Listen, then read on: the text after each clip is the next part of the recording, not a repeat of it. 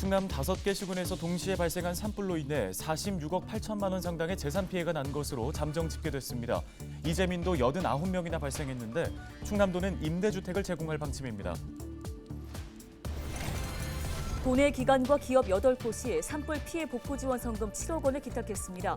충남도는 지자체와 관계기관을 시작으로 다음 달까지 성금 모금을 이어갈 계획입니다. 충남 지역 1,500여 개 사회적 경제 기업의 중심 역할을 할 충남 사회적 경제 혁신타운의 착공식이 청양에서 열렸습니다. 청양 지역 일자리 창출과 인구 유입이 기대됩니다. LG헬로비전과 충남교육청이 지역 미래 교육 발전을 위한 업무 협약을 맺었습니다. 미래 교육 활성화를 위한 공동 사업을 발굴하고 창의 융합 인재를 함께 키워나가기로 약속했습니다.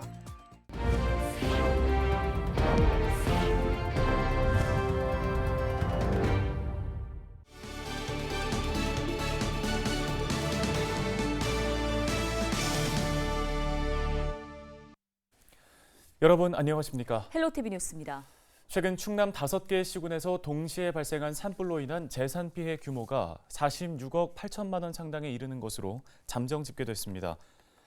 피해가 가장 큰 홍성의 경우 시설물 200여 개가 불에 탔으며 가축 8만 1,000마리가 죽거나 다쳤습니다. 이재민은 모두 89명 발생했는데 홍성이 67명으로 이 중 가장 많았습니다. 충남도는 이재민들이 LH 공공임대주택과 임시주거용 조립주택에 거주할 수 있도록 하고 특별 재난지역 선포에 따라 피해 주민들에게 생계비와 구호비 등을 지원한다는 방침입니다. 산불 피해 복구 지원 성금으로 8개 기관과 기업이 7억 6천만 원을 충남도에 기탁했습니다. 성금 규모는 하나은행 충청영업그룹과 충남개발공사가 각각 3억 원, 도원 ENC 1억 원 등입니다. 충남도는 성금을 충남사회복지공동모금회에 전달하고 산불 피해 주민들을 위해 활용할 계획입니다. 도는 신속한 피해 복구 지원을 위해 지자체와 관계기관을 시작으로 다음 달까지 모금 활동을 이어나갈 계획입니다.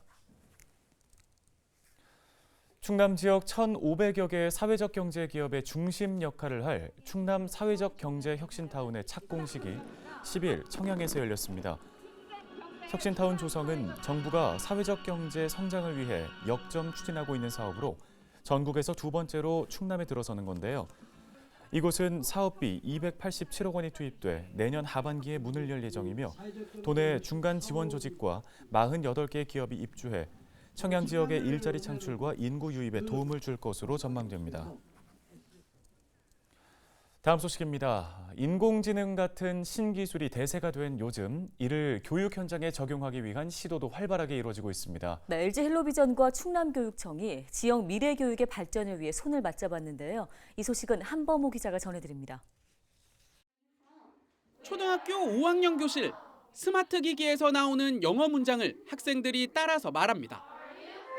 Are you from Korea? And then? 이어서 각자의 기기를 활용해 혼자 또는 짝을 지어 반복해 연습합니다. 충남교육청이 도입한 인공지능 기반 영어 말하기 시스템인데 학생들의 반응이 좋습니다. 게임하는 것처럼 영어 수업이 재미있는 것 같아요. 친구들이랑 같이 하니까 뭔가 발음도 더 확인할 수 있고 더 재밌고 집중도 더 잘 되는 것 같고 그래서 너무 좋아요. 교육 현장도 인공지능을 중심으로 한 디지털 대전환을 맡고 있는 가운데 10일 충남교육청과 LG헬로비전이 미래인재 육성을 위한 업무 협약을 맺었습니다. 협약식에 참석한 김지철 충남교육감과 송구영 LG헬로비전 대표이사는 지역 미래교육 활성화를 위한 공동사업을 발굴하고 창의 융합 인재를 함께 키워나가기로 약속했습니다. 구체적으로 LG헬로비전은 미래교육 실현을 위한 교실 환경을 구축하고 기획보도와 프로그램을 통해 충남 교육 정책을 알릴 계획입니다. 전국 최초로 초중고등학교에서 AI 융합 교육과정을 운영하고 있는 충남교육청은 이번 협약을 계기로 미래교육 완성에 한 발 더 다가갈 수 있을 것으로 기대하고 있습니다. 충남의 인재 육성에 대한 필요성을 함께 공유하고 4차 산업혁명 시대 창의 융합적인 인재를 기르는 데 서로 협력하고 또 함께 지역을 활성화시킬 필요가 있다고 해서 업무 협약을 하게 됐습니다. 교육과 기술을 결합해 미래 교육 환경 조성에 함께 나선 충남교육청과 LG헬로비전. 두 기관은 디지털 미래인재 육성을 위한 멘토링과 체험 프로그램 등도 추진할 계획입니다. 헬로티비 뉴스 한보호입니다.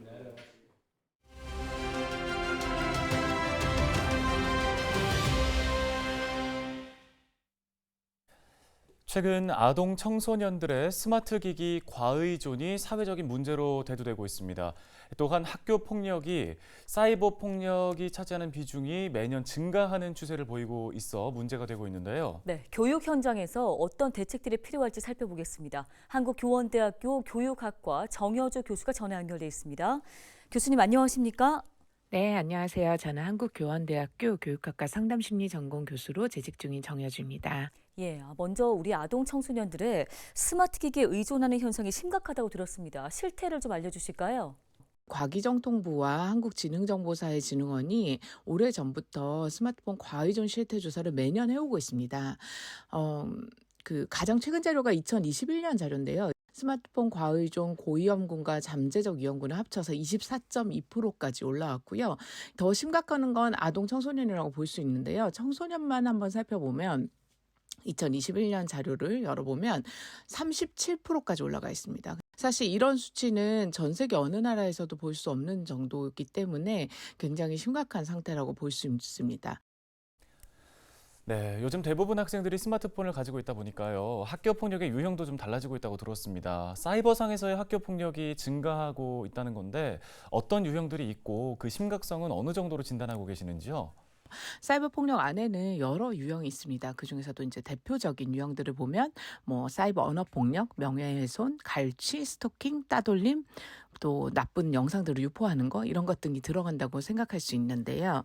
또 사이버 상에서 음란물을 유포한다던가 친구들에게 그런 원치 않는 음란 동영상들을 보낸다던가 이런 현상들도 많이 일어나고 있습니다. 굉장히 교묘한 방식으로 일어나서 가해자에게 처벌하기 어려운 그런 상황들이 많기 때문에 오프라인 학교 폭력보다 더 심각한 상황으로 보고 있습니다.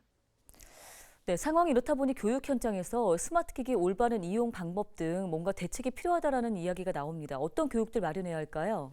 최근에 많이 부각되고 있는 게 조절력을 키워야 된다. 그리고 오히려 잘 활용할 수 있도록 해야 된다. 이런 입장이 나오고 있습니다. 그래서 이런 것들을 포괄하는 개념이 바로 이제 미디어 리터러시, 게임 리터러시, 인터넷 리터러시라고 볼 수 있거든요.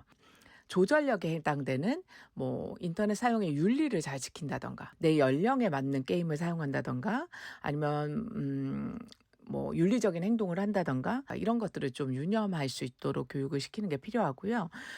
내가 우선순위를 잘 정해서 정말 나에게 필요한 것들을 하고 나서 게임이나 인터넷이나 웹툰을 보거나 유튜브를 보거나 이런 것들을 하는 거. 그래서 시간 조절할 수 있는 그런 능력을 키우는 그런 교육도 필요하고요. 그래서 이러한 미디어 리터러시 교육이 좀 전방위적으로 유초, 중, 고대 학교에 이제 들어갈 필요가 있고요. 이러한 프로그램들이 많이 개발될 필요가 있다고 보고 있습니다. 네, 도움 말씀 여기까지 듣겠습니다. 한국교원대학교 교육학과 정여주 교수였습니다.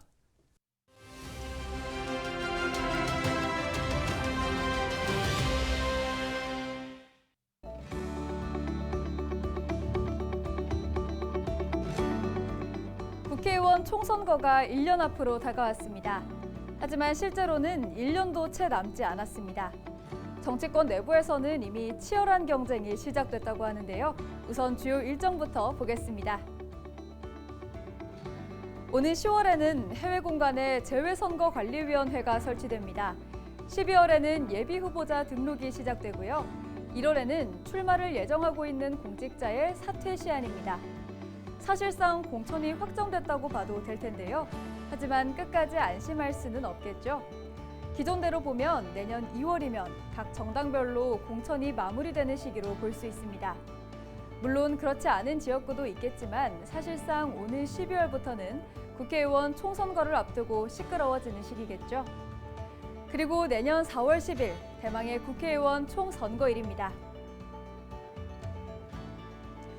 우리 지역의 표심은 누구에게, 우리 국민들은 어느 정당의 손을 들어줄지 벌써부터 온갖 예측이 난무하고 있습니다. 데일리 브리핑이었습니다.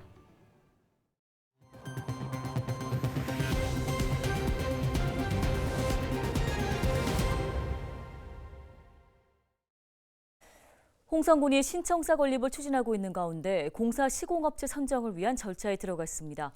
홍성군은 총 공사비를 723억 원으로 확정하고 오늘 20일까지 건립 시공업체 신청을 받습니다. 이후 현장 설명회와 기술 제안서 평가회를 거쳐 오는 9월 업체를 최종 선정할 계획인데요. 홍성군 신청사는 홍성읍 오감리 2,400제곱미터 부지에 지하 1층, 지상 7층 규모로 건립될 예정입니다.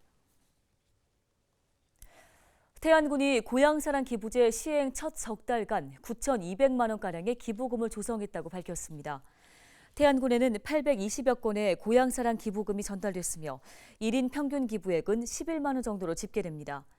기부자의 연령대를 보면 40대와 50대가 전체 65%로 가장 많았고 20대와 30대가 31%로 그 뒤를 이었습니다. 지역별로는 서울과 경기 48%, 충청과 대전 29% 순이었습니다. 답례품은 기부자의 절반 이상이 태안사랑 상품권을 선택한 것으로 나타났습니다. 서산시가 관내 축산농가 지원에 나섭니다. 이번 지원은 축산농가의 경영 안정을 위해 추진되며 74억 4천여만 원이 투입됩니다. 서산시는 친환경 축산 환경 조성과 분뇨 처리 장비, 생산 장비 등을 지원할 계획인데요.